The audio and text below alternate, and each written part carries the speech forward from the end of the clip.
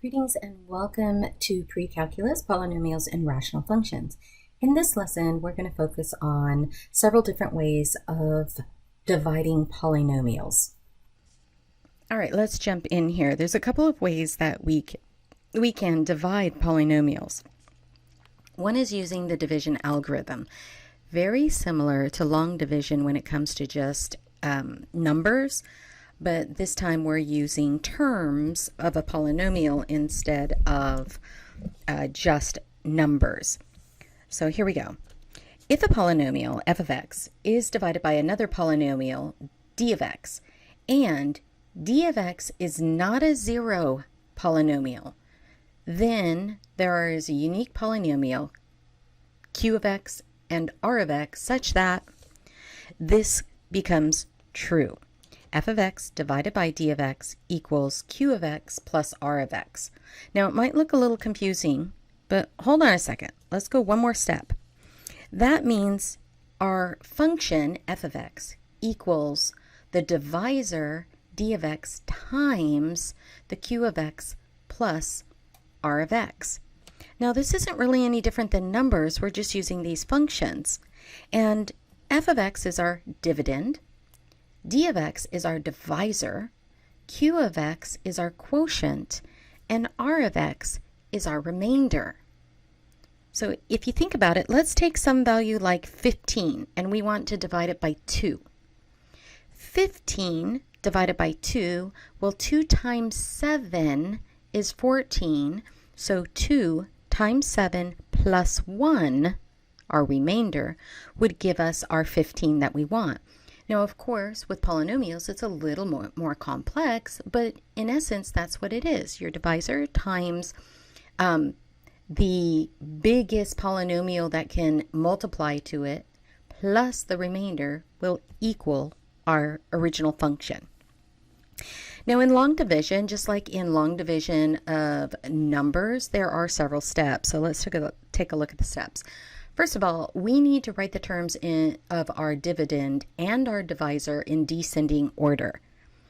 And if we don't do that, we're not going to get the correct answer. So we really need to write them from the highest power to the lowest power.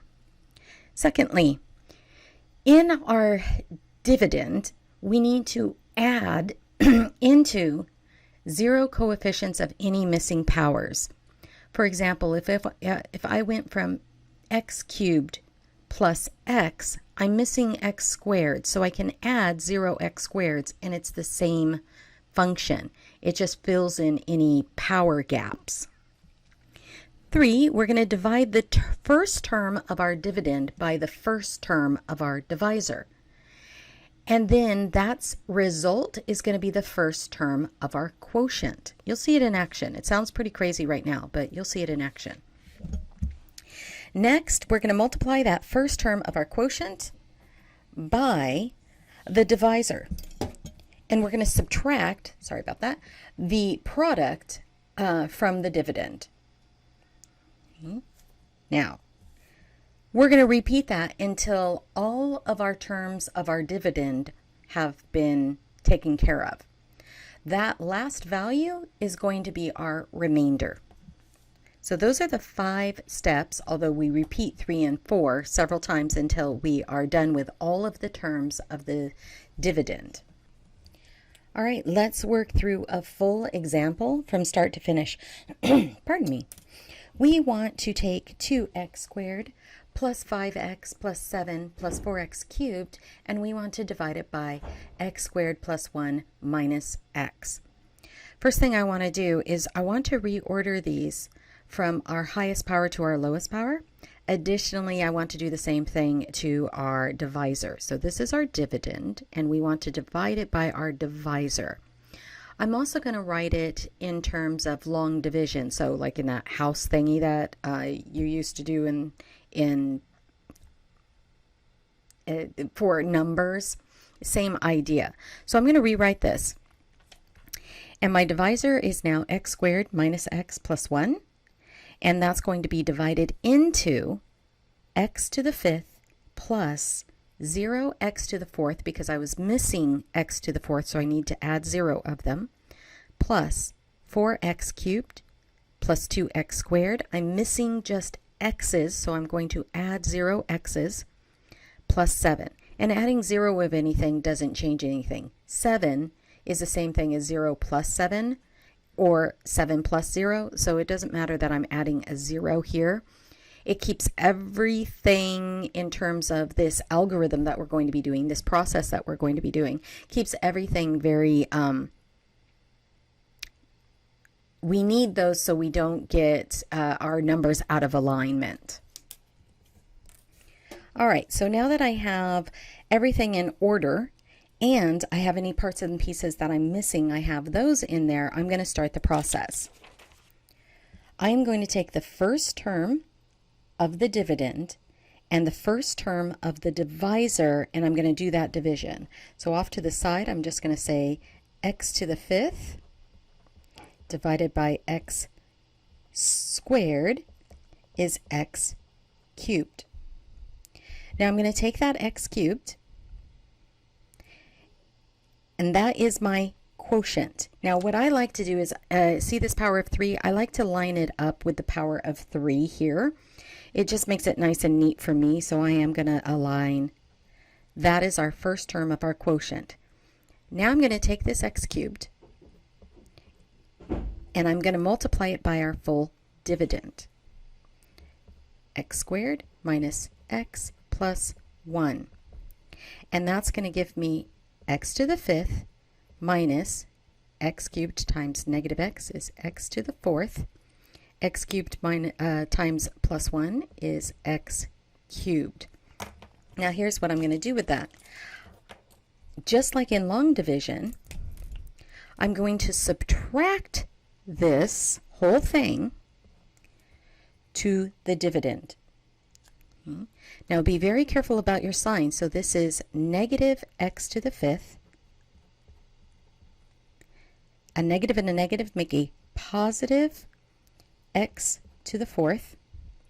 A negative and a positive make a negative x cubed. That is what I'm going to subtract. So x to the 5th minus x to the 5th is nothing. It's gone. 0x to the 4th plus 1x to the 4th is 1x to the 4th. 4x cubed minus 1x cubed is plus 3x cubed. Now I'm going to bring down the rest of the dividend. You don't have to. You could just bring down one term, but I'm actually going to bring down the whole entire thing. Plus 2x squared plus 0x plus 7. Now this thing in the top part, I'm not going to work with anymore. That's it. I'm now going to work with this new dividend. And I'm going to repeat my steps. So I'm going to take my first term of my dividend and divide it by the first term of my divisor. X to the 4th divided by x squared, and I get x squared. I'm going to take this x squared and multiply it by the dividend. This x squared is now our next term of our quotient, so we put it up on top. X squared times our divisor, and I get x squared times x squared is x to the 4th. X squared times negative x is negative x cubed. And x squared times positive 1 is positive x squared. Now, just like in long division, I am going to have to now subtract this whole thing to my values up here. So, negative times x to the 4th is negative x to the 4th. Negative times negative is a positive x cubed. Negative times positive is a negative 2x squared. Oops. Was looking at the wrong term. X squared. Positive 2. Oh, looking at the wrong term, looking at the wrong sign. Okay, so we have negative x to the 4th, positive x cubed, negative x squared. There we go. All right, x to the 4th minus x to the 4th is gone. X 3x cubed plus x cubed is 4x cubed. 2x squared minus x squared is plus 1x squared. And again, I'm going to bring down the rest of the problem. Okay. Now we're going to do this until we get to the very end. So I've got to do this 2 more times. I have to do it once for the x's and one for the constants.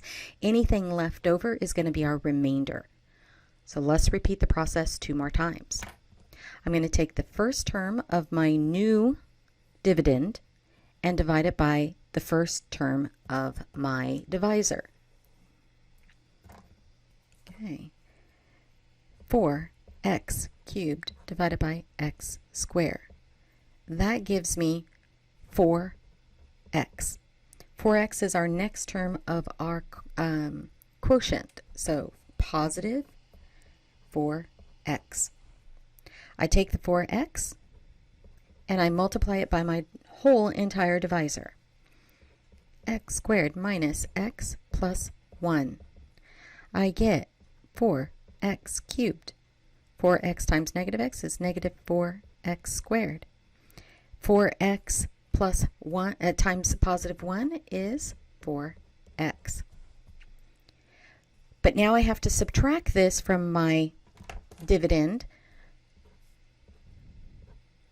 That's what I'm going to subtract. So negative 4x cubed, positive 4x squared, negative 4x.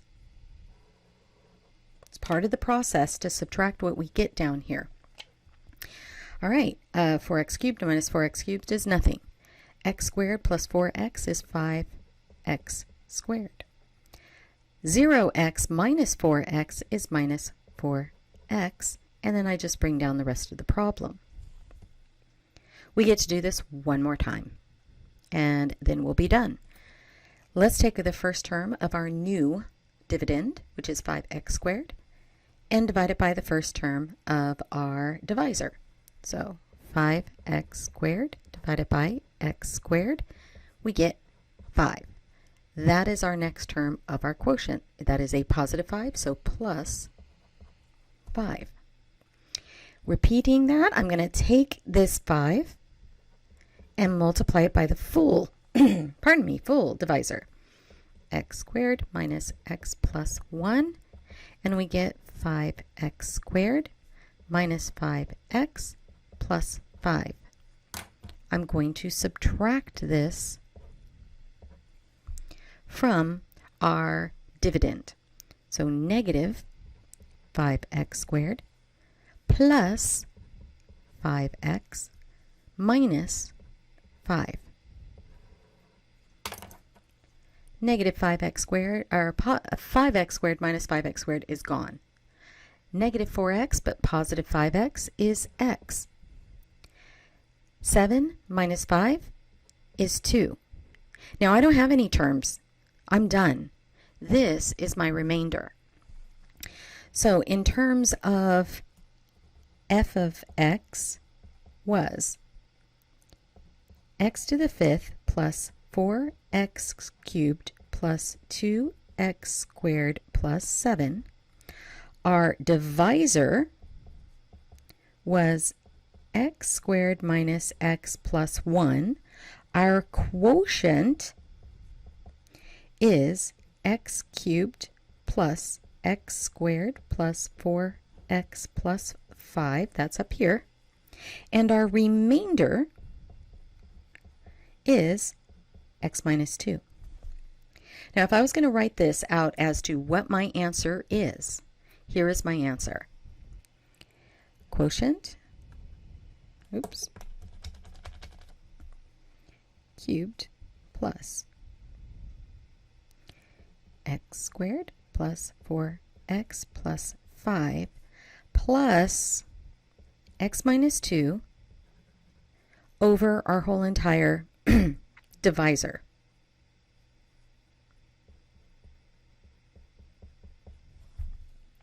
Now think of this. Why is it written like this?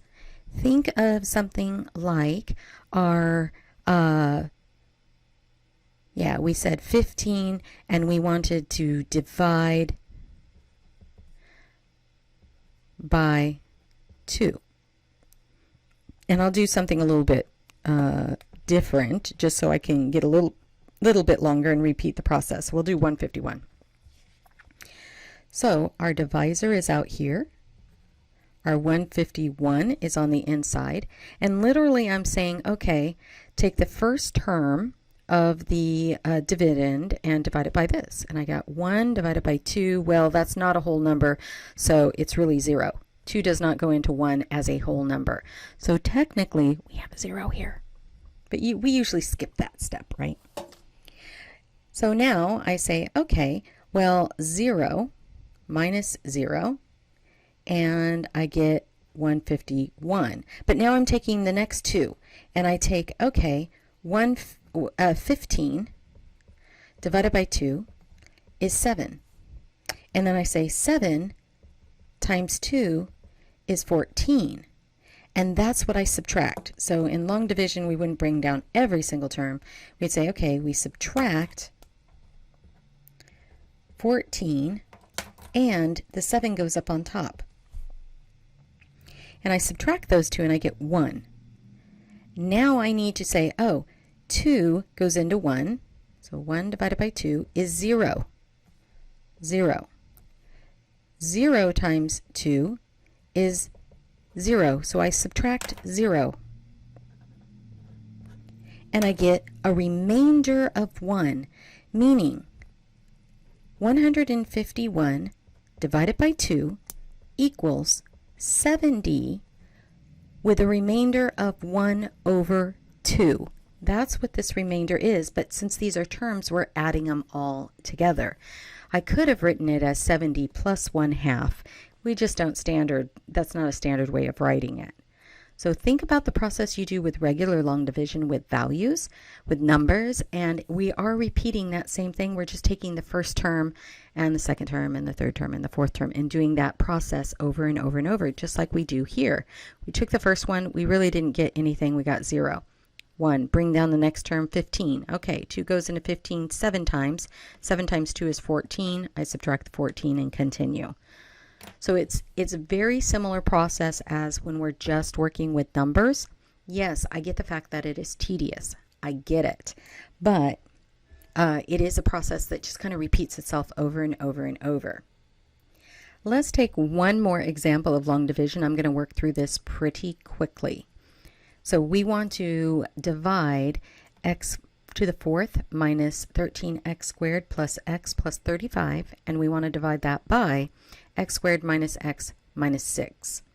First and foremost, is it in descending order? Yes. Do we have all powers 4, 3, 2, 1, nothing? No, we don't. So we're going to have to fill in any gaps that we have. All right. So here we go. I had to add in 0x cubes to make sure I had x cubes in there. Otherwise, I didn't have to fill in any other gaps. Okay, now I'm going to do this process a little bit faster than last time, but I'm still going to talk it through. Take the first term and the first term. X to the 4th divided by x squared, I get x squared. That's my first term of my quotient. Take x squared, multiply it by the dividend, or the divisor, x squared minus x minus 6, and we get x to the 4th minus x cubed minus 6. I'm going to subtract these. So, negative x to the 4th, positive x cubed, and positive 6. Ooh, I missed my x squared there. All right, next, let's do that, combining terms. So x to the 4th minus x to the 4th is nothing. 0x cubed plus 1x cubed is x cubed. Negative 13x squared plus 16x squared is negative 7x squared. I'm going to bring down the rest of the terms. Repeat the process. First term, x cubed divided by first term, x squared equals x. That is my next term in my quotient. X times our dividend, x squared minus x minus 6. Multiply this out. X times x squared is x cubed. X times x is x squared, and x times 6 is negative 6x. Subtract.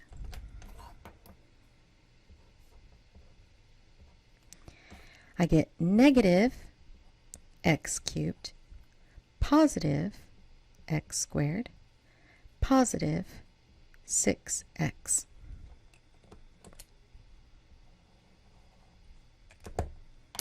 All right, x cubed minus x cubed is nothing. Negative 7x squared, but a positive 1x squared is negative 6x squared. X plus 6x is 7x. Bring down the next terms, the remaining terms. All right, repeat the process. Take the first term, negative 6x squared, divide it by x squared. We get negative 6. Negative 6 is the next term of our quotient. Take our negative 6 and multiply it by the divisor, x squared minus x minus 6. We get negative 6x squared plus 6x plus 36. That is what we're going to subtract. All right, negative times negative is a positive 6x squared. Negative times positive is a negative 6x. Negative times positive is a negative 36. Okay. Negative 6x squared plus 6x squared is 0. 7x minus 6x is x. 35 minus 36 is minus 1. And therefore, our answer is x squared plus x minus 6 plus x minus 1 all over x squared minus x minus 6, where our quotient is x squared plus x minus 6 and our remainder is x minus 1. This is our remainder, this is our quotient, this is our dividend, this is our divisor. A second way of doing division of polynomials is called synthetic division. Keep in mind with synthetic division, the first term of the divisor needs to be, the coefficient of the first term of the divisor needs to be 1. If you don't have a 1, you have to force it to be 1, and it makes things a little bit more complicated because you might be working with fractions, but it's still doable. Just keep in mind with synthetic division, the coefficient of the first term of your divisor needs to be 1. Okay, same step 1 as before. We're going to rearrange the coefficients of our dividend and our divisor, and we're going to make them in descending order and add zeros where necessary. Replace your divisor, which will be x minus some value, with a, where a is in the position the left of the quotients, coefficients. You'll see it. So it kind of doesn't make sense in language, but once you see it, you're like, oh, okay, that makes sense. You're going to bring to the leftmost coefficient down below the line. You're going to multiply it and write the rest of the results under the next coefficient. All right, again, in action, it makes more sense than in words. You're going to add the coefficients and the product and write the result below the line. You're going to multiply steps 1 through 4 and write the result under the next coefficient. You're going to repeat those until there are no coefficients left. And then 7 is the last line is your quotient, and the last value of the last line is your remainder. All right, so we're going to use synthetic division to do this division. 2x to the 4th plus 3x cubed minus 16x squared plus 18, and we're going to divide it by x plus 2. Keep in mind, we have to be in this format of x minus a. What's the coefficient in front of this? A 1. If it's not, You need to divide it to where it is a 1 here. All right, now here we go. First step is setting it up. You write all of your coefficients of your dividend. So I have a 2, 1, negative 16. I don't have any x's, so I need a 0, 18. And since we're dividing it by x plus 2, I'm going to now divide it out here, negative 2. It's always the opposite sign that you have here. The first coefficient you're going to bring straight down. Now here's how the process starts. That was just the setup. All the coefficients of your dividend, the value at the end of your divisor, you're going to take the opposite sign. So I need negative 2. Bring the first coefficient straight down. Here's the process. Negative 2 times 2 is negative 4. Add these two values together. 1 plus negative 4 is negative 3. Repeat the process. Negative 2 times negative 3 is positive 6. Add the column together. So negative 16 plus 6 is negative 10. Repeat the process. Negative 2 times negative 10 is positive 20. 0 plus 20 is 20. Repeat the process until you are done with all the coefficients. All right. Negative 2 times 20 is negative 40. 18 and negative 40, is that negative 22? Negative 22. I'm going to just double check. 8 and 2 is 10. 2 and 2 is 40. Okay. So here's our answer. Now, our quotient are these have these coefficients, 2, negative 3, negative 10, and 20. Our remainder is negative 22. Okay, so here's the answer. It is going to be, and I write backwards because that way I don't mess up the powers of x. 20 plus negative 10 x's minus 3 x squareds plus x cubed. That is our quotient, and our remainder is negative 22, and it's going to be minus 22 over our divisor of x plus 2. That's synthetic division. I believe this is an easier process than long division, but you're limited as when you can use synthetic division.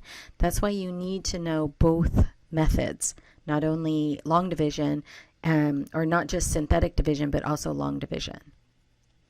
Let's start talking about a couple of theorems that are very helpful to us. If we have a polynomial f of x and we divide it by this x minus a value, then the remainder is going to be given by f at that value a. How cool is that? So we don't even need to go through all the hassle of division to see if this is a zero divisor. All we need to do is, if we plug in a into our function and we actually get a 0 out of it, then this is a 0 factor. Okay? So here's the whole thing. Remember, our setup is f of x equals dx times q of x plus r of x. Now we know what our divisor is. It's x minus a. So we can replace the d of x with x minus a times q of x plus r of x. I'm just going to leave it as r as in remainder. Now if a is indeed a 0 divisor, then it's going to be a minus a is 0. This whole thing goes away, and we are left with the remainder. Okay? So a minus a is 0, and therefore it gives us our remainder, which is really cool, this remainder theorem. So if I need to know if this is a divisor, and I work this through, and r is any value besides 0, it is not a 0 factor. instead of doing the whole entire long division or synthetic division, I can immediately see by figuring out the remainder. So let's see, using the remainder theorem, let's find the remainder of f of x equals 2x to the fifth minus 4x cubed plus 5x squared minus 7x plus 2. And we are going to divide it by x minus 1. And we're going to figure out the remainder. So here we go. Since we're doing division by x minus 1, our a value is 1. We're going to actually evaluate f of 1. So throwing a 1 in where all the x's are, we get 2 times 1 to the fifth minus 4 times 1 to the cube plus 5x squared minus 7 times 1 plus 2. Since 1 to any power is just 1 and 1 times something is just itself, we end up getting 2 minus 4 plus 5 minus 7 plus 2. And putting that all together, we get negative 2. And therefore, our remainder is negative 2. Now, I don't know what the quotient is, but I do know what the remainder is. The remainder is negative 2. Now, I've already kind of chatted about this very briefly in the remainder theorem, but we have a secondary theorem, and it's called the factor theorem. A polynomial f of x has x minus a as a factor if and only if, when we evaluate f at a, the remainder is 0. Okay? So, if we want to know if this x minus a is a factor, all we need to do is plug in a into the f of x, and if it does equal 0, this is a factor. All right. So there's a couple of problems that are very, very similar. Number one, you could factor f of x and see if indeed it is a factor. If f of x is not factorable, you've wasted a lot of time. You could find the zeros of f of x defined by the polynomial function, which is very similar to factoring.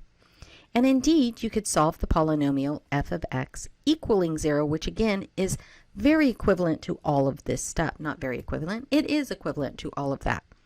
But why work through all of that work when we can just see, well, let's shove in a number and evaluate it and see if it's 0. Okay, so let's actually use it. There's the reason why. I'm not going to go through all the proof and stuff, or all the reason why, but you can read through it. But let's go through it. Using the factor theorem, given that 2 is a 0 of the function f of x equals 3x squared plus 2x, that should be a cubed, silly girl. Blue, we need blue to fix that. All right, 3x cubed plus 2x squared minus 19x plus 6. We're going to solve the equation where it equals 0. Now, because 2 is a 0 of f of x, that means f of 2 equals 0. Now, because we know f of 2 equals 0, using the factor theorem, we know x minus 2 is a factor. Right? So using this factor theorem, if we have some value that's evaluated into our function and it equals 0, then x minus this value is a factor. Now, because we know x minus 2 is a factor, we can show it by doing some synthetic division. So I quickly did some synthetic division just so we could find the rest of the problem, the quotient. So using synthetic division, I take what, if it's x minus 2, I take 2. Bring down the 3. 2 times 3 is 6. 2 plus 6 is 8.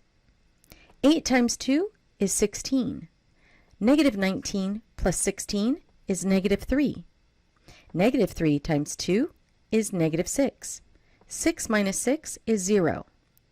And therefore, we do know this is a factor, and the remaining quotient is going to be 3x squared plus 8x minus 3.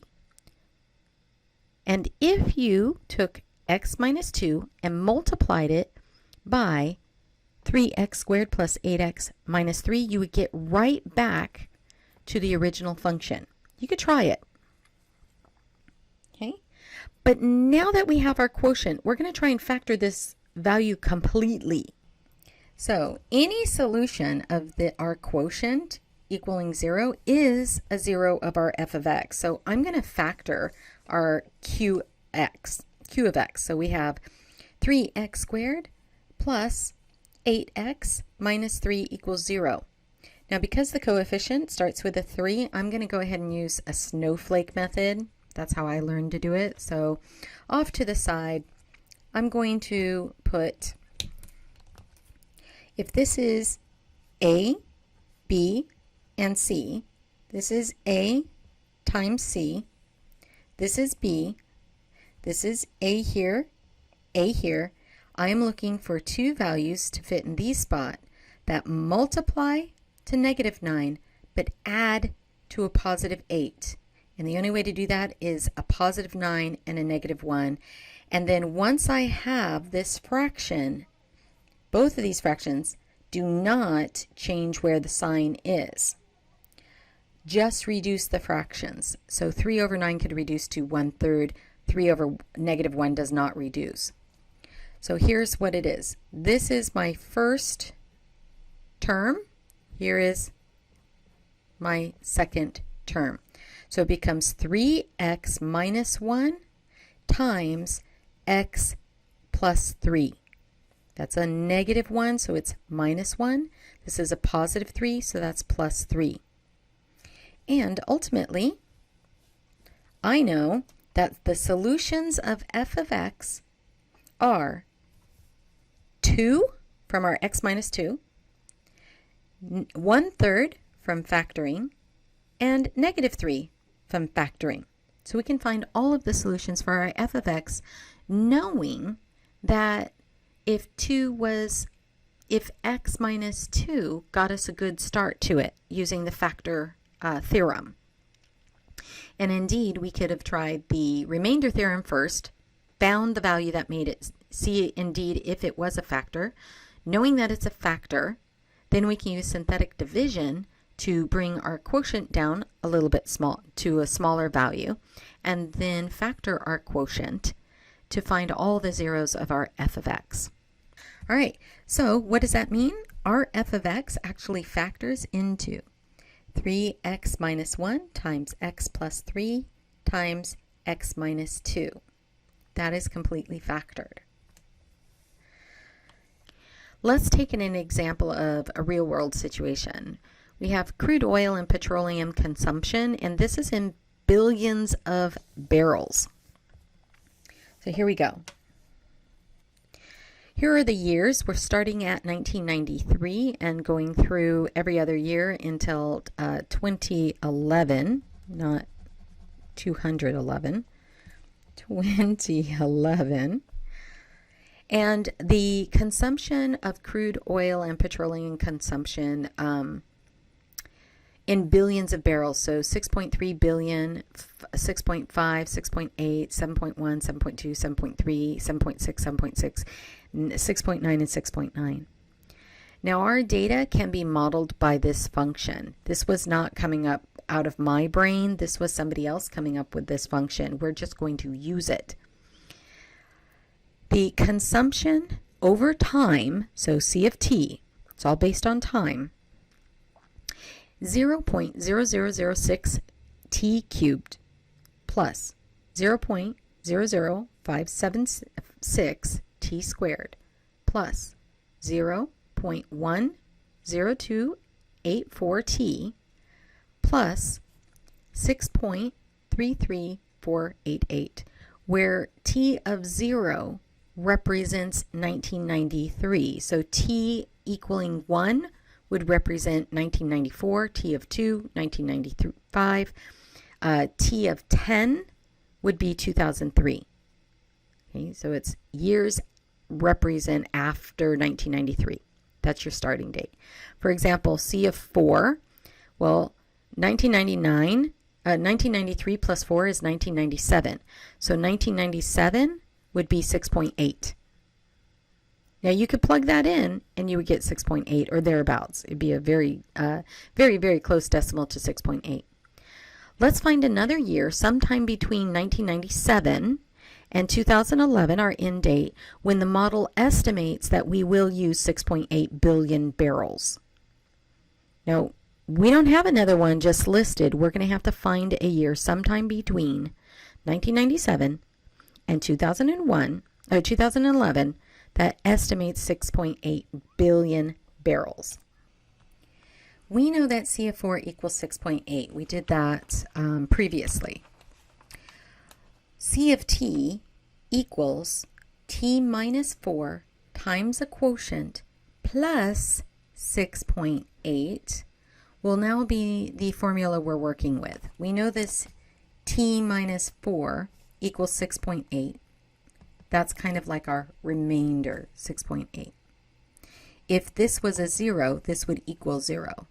Well, pardon me, this is 0, so 4 minus 4 is 0. All of this is 0. We know that this at 4 equals 6.8. All right. Let's subtract 6.8 from both sides. So we get our C of t minus 6.8 will equal t minus 4 times qt, q of t. Therefore, 4 is a 0 of this new equation where it's minus 6.8. Our new function is going to be this c of x minus 6.8. And I probably should have used t's here instead of x's. It's just a habit of mine to write x's.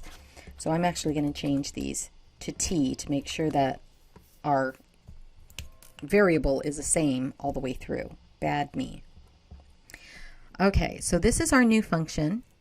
And because we're subtracting 6.8 from our original function, let's take a look at our original function.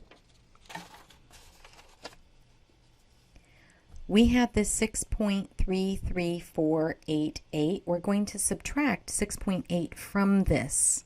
All the rest are the same, but we're going to subtract 6.8 from this value. When we do, our new function is going to be all the same except minus 0.46512.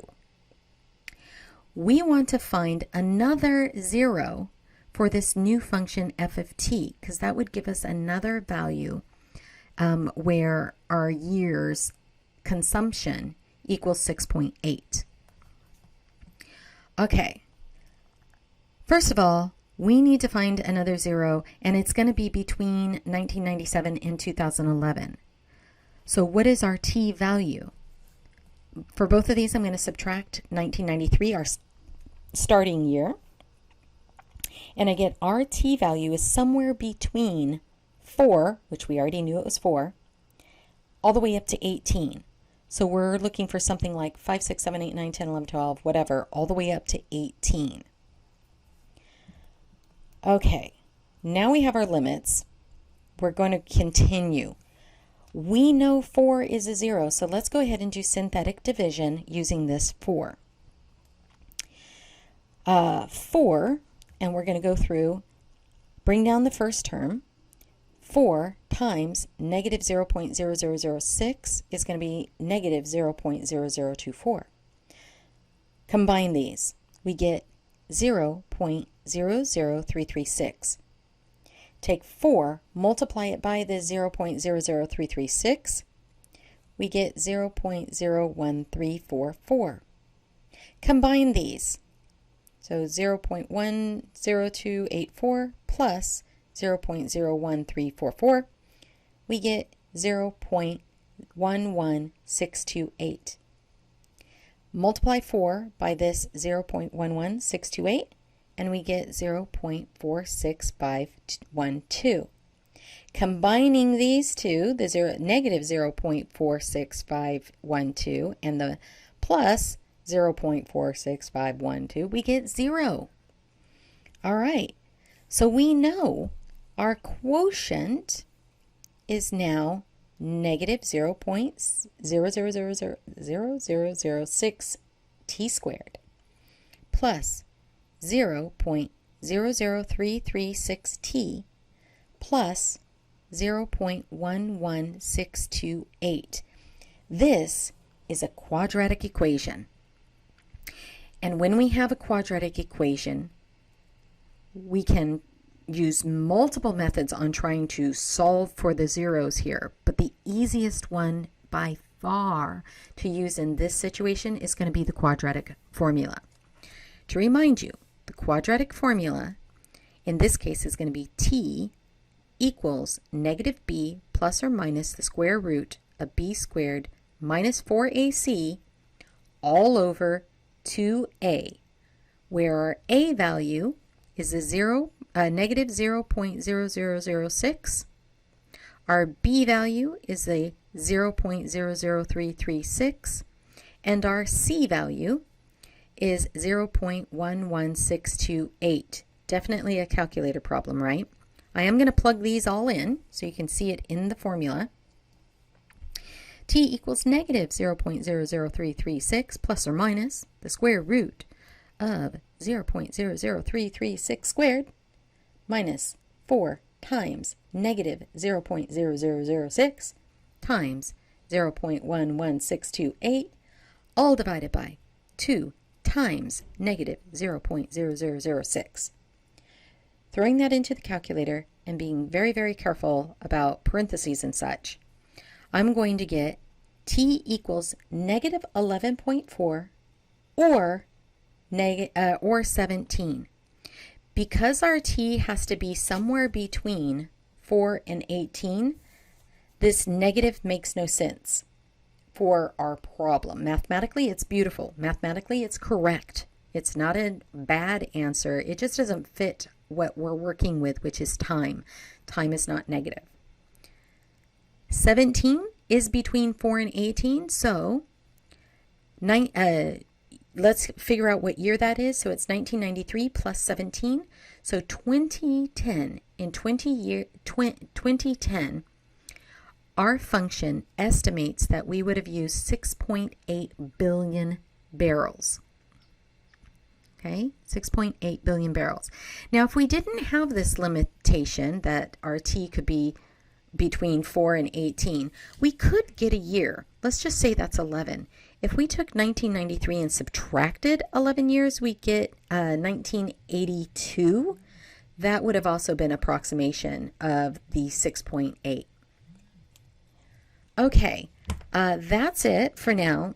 Until next time, be seeing you.